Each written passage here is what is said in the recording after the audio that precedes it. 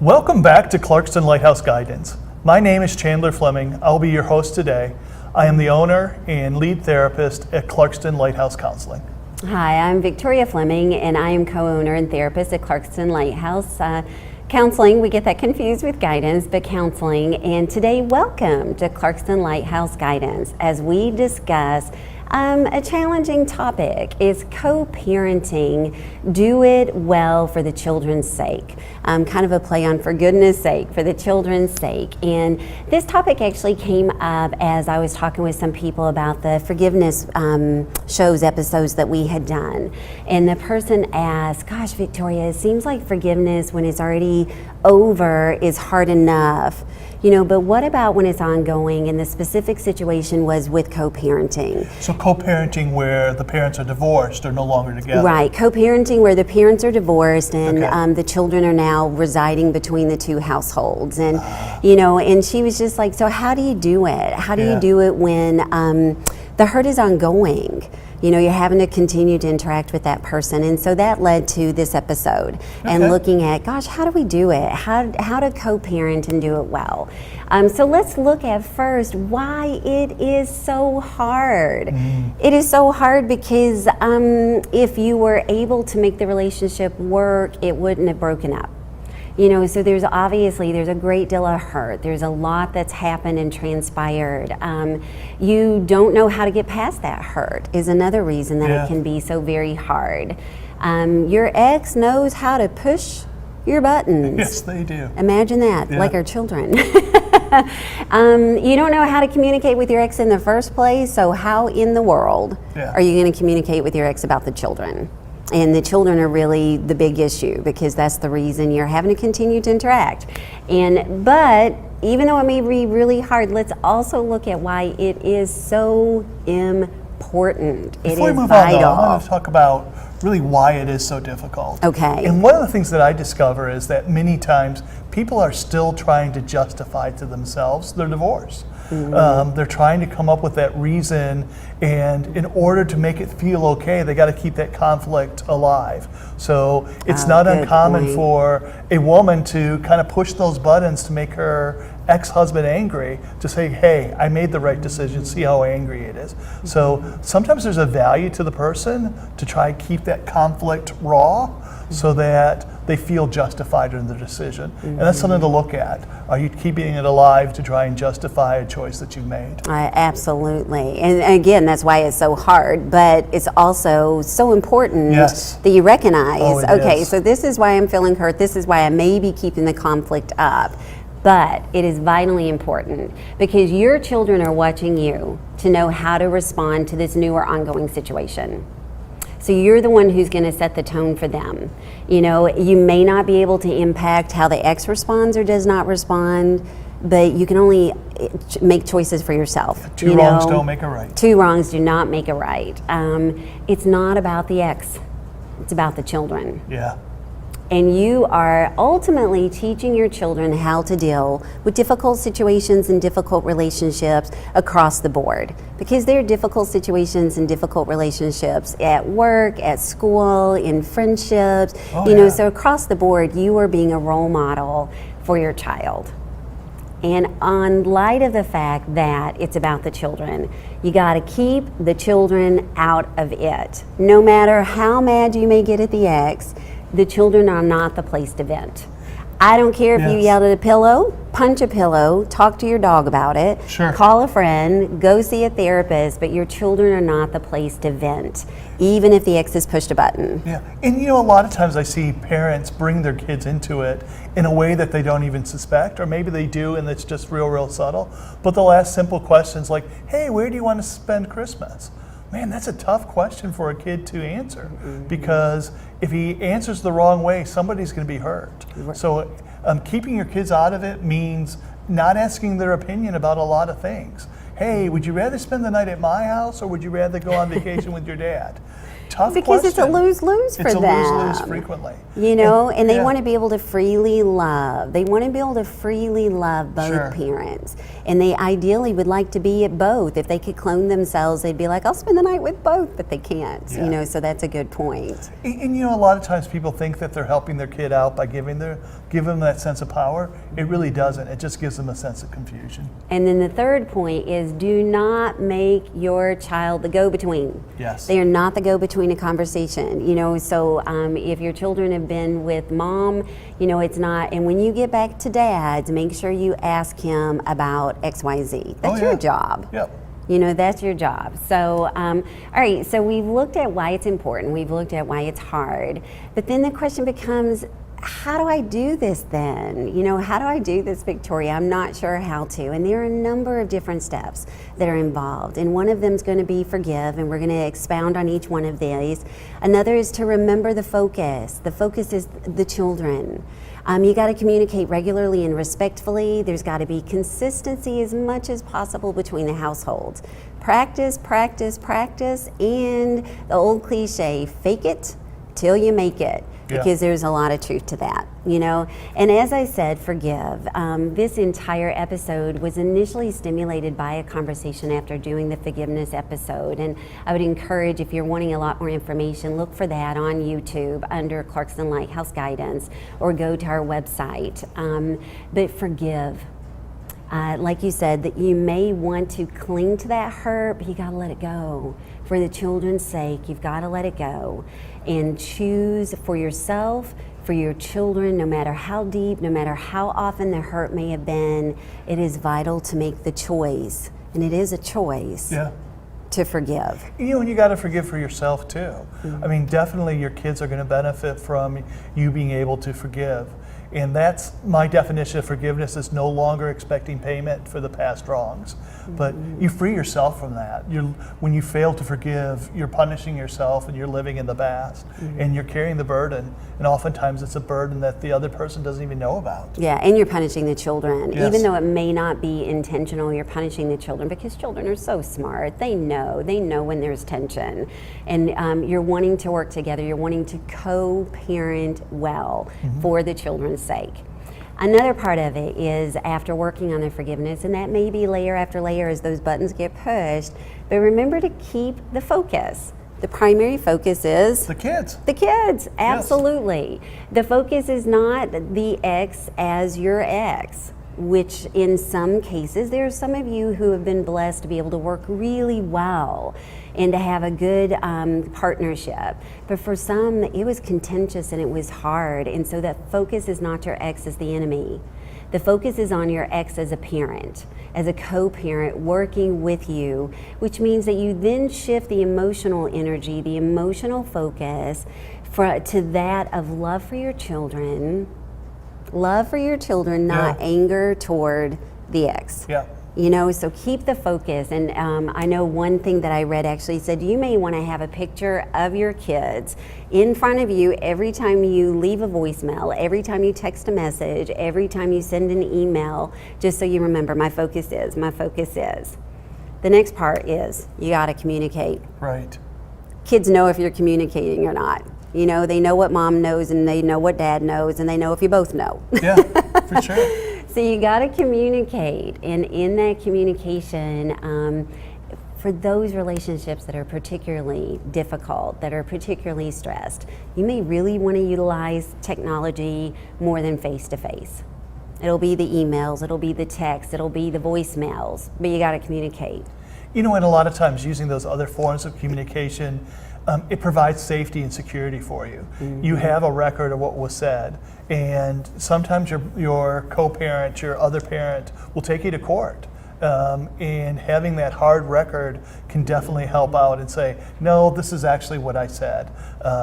This is the chain of emails going back and forth, and this is how I responded. So it provides safety for you, it can provide safety for your children. Yes. And so I oftentimes do recommend, that, especially in those situations where things are stressful, really stressful, to utilize text messages and emails.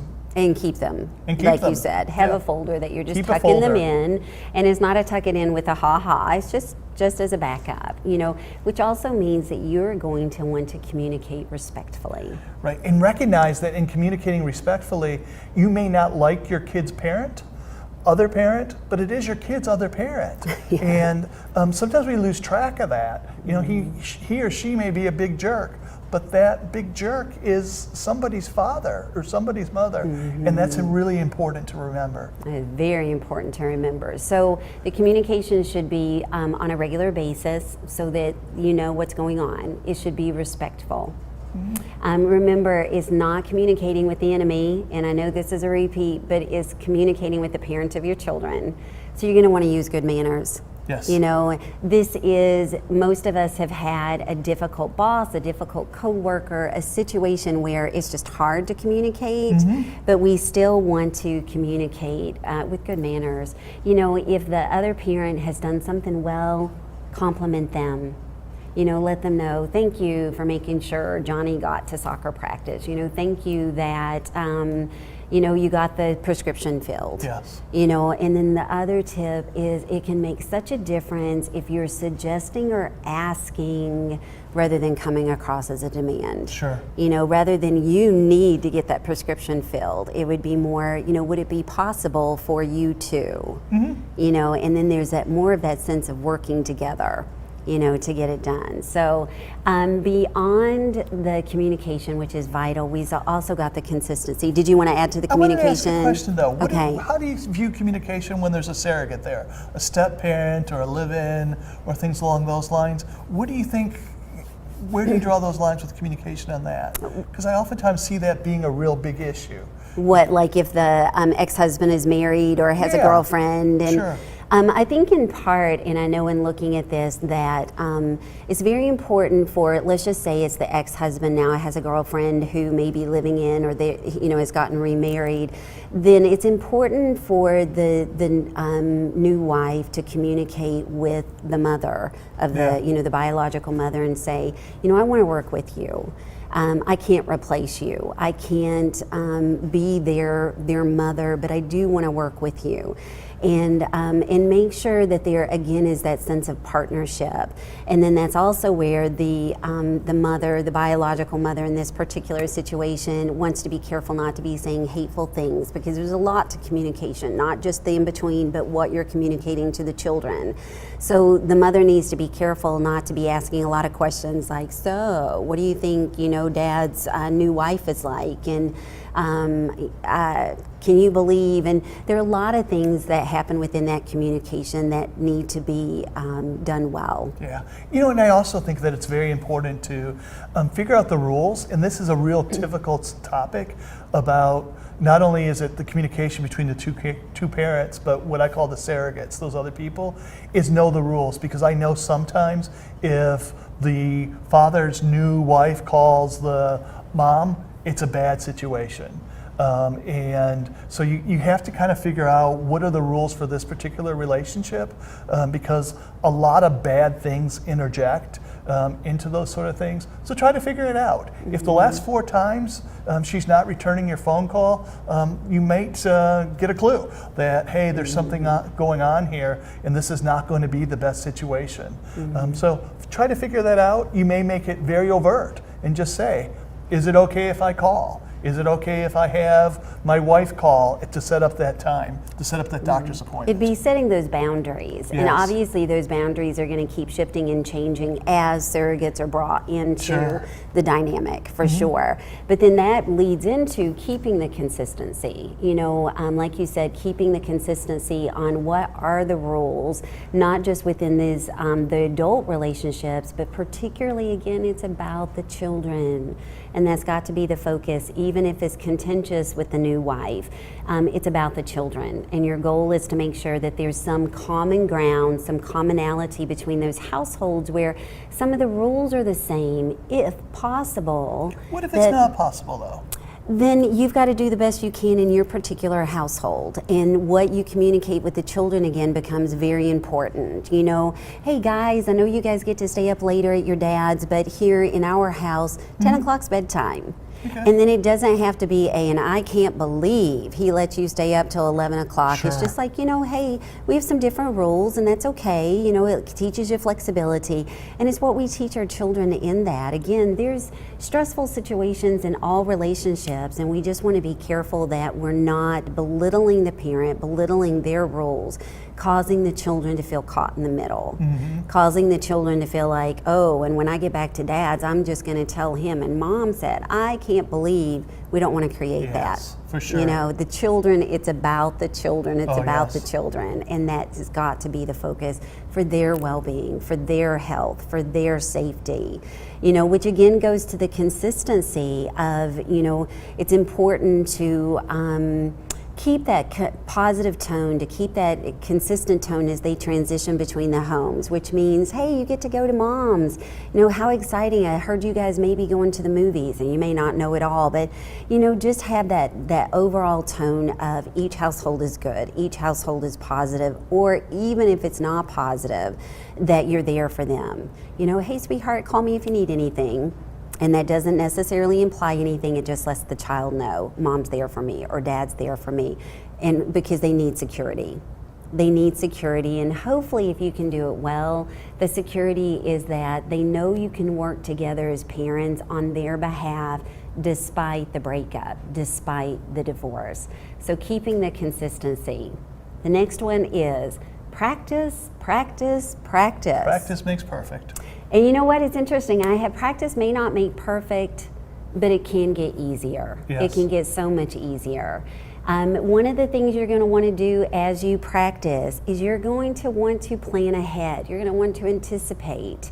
You're going to want to look ahead and think about, you know, what about the holidays? We're actually going on a cruise, and I know that's different this year, so you've really got to think ahead. How am I going to communicate with the ex to work that out?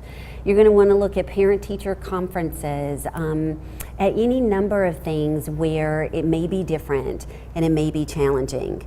So you're going to want to plan ahead. You may even want to script in really difficult situations. I can remember I had a very stressful situation happen within a relationship, and so I called a very good friend, and I was like, oh no, I don't even know what to do, but something's got to be done. And so she said, get pen, get paper, come on, we're going to talk you through this. Oh, cool. And so literally I wrote down, and these are my key points, this is what I want to say, and then I did write down what I did not want to say, what I wanted to avoid, just so it was fresh in my mind. And then that way, when I went into the conversation, I had a skeleton from which to work, and it kept me focused on what needed to be said. So do remember on what needs to be said. The conversation is about the parenting. So you want to, even if the ex is like, oh yeah, you know, you always wait to the last minute, or you always, you know, you don't want to get into the past. You don't want to get into why things broke up in the first place. You're going to want to navigate it back to, you know, let's see if we can't work this out. You may even want to have a catchphrase where if it starts becoming particularly challenging and difficult, where you just say, you know, can I get back to you on that? Oh, sure. Delay is a great tool. Yeah, can I get, especially if you know your heartbeat is up and you're like, I am so mad, all I want to do is rip the person's head off. So, you know, I'll just get back to you on that. You know, can I call you back tomorrow, or can I call you back in an hour?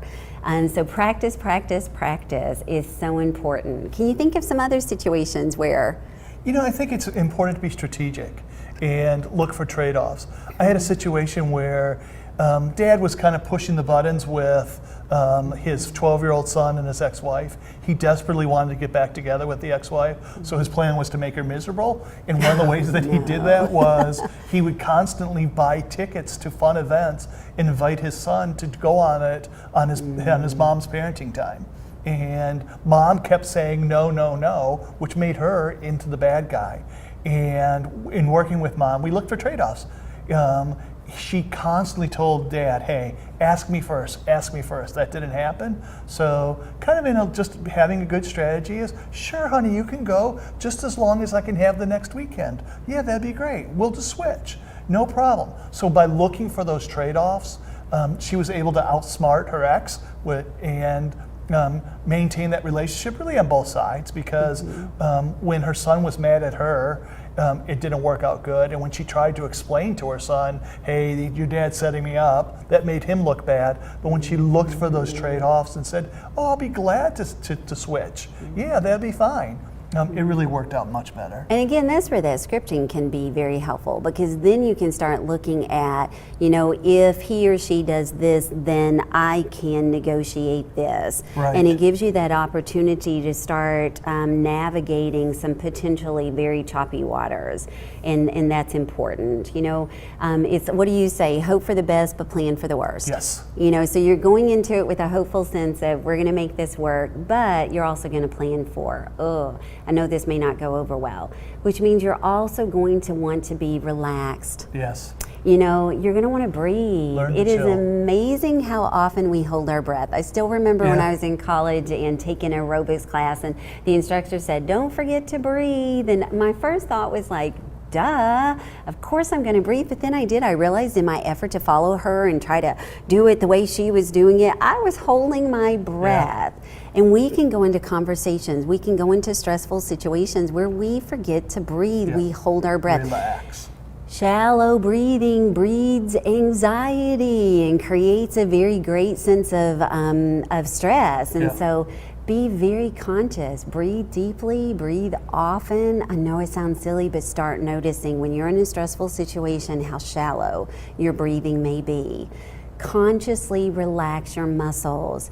You may find yourself gripping that phone so hard that if you're the Hulk, you would have shattered it. Yeah. Relax, relax, relax, and consciously have this sense of, it's been shown that we tend to raise our shoulders when we're really stressed. I think, relax, lower my shoulders. You may be in a face-to-face, and these are things that would even help you not get engaged with the battle, but I'm gonna breathe, relax my muscles, and then you're gonna maybe even picture your children. He's in my face or she's in my face, and I'm so mad, but it's about the children. Yeah. It's about the children. So I can swallow my angry retort because it's about the children. Yeah. And that becomes so very important. And then the last one is, we referred to it in the past, but fake it till you make it. Studies have shown, even with depression, not extreme cases, but if a person's in a bad mood, that you can smile and continue smiling till the body actually receives the smile. And there's a positive, endorphin release. I was about to say adrenaline, but endorphins that are released. Fake it till you make it. Whistle while you work in your head. A lot of times people don't like the term fake it, but really it's pretend like you're nice. Pretend like you like this person. And that's a level of faking it, but it's a way of, getting in touch with the way that you really should act. And we do have a lot of choices. What face we put on, what mask we put on can be really, really important with that. Absolutely. So just remember, co-parenting, it happens. It is something that most of us, if we're not in it, then we know someone who is. So this is vital information. And the focus it's about your kids. It's about the kids. And what they see. And we want to co-parent well for their sake, for the children's sake. If you need further help, seek a therapist. It's so helpful to have that objective outside opinion where you can bounce off ideas, where you can practice that script, where you can look at that strategic plan in knowing how to deal with it so that the children benefit. Yes. And we thank you so much for joining us here on Clarkston Lighthouse Guidance. If you have any questions or comments, please feel free to call us at 248-245-1809. And again, that's 248-245-1809. Thank you so much for joining us. Thank you for joining us.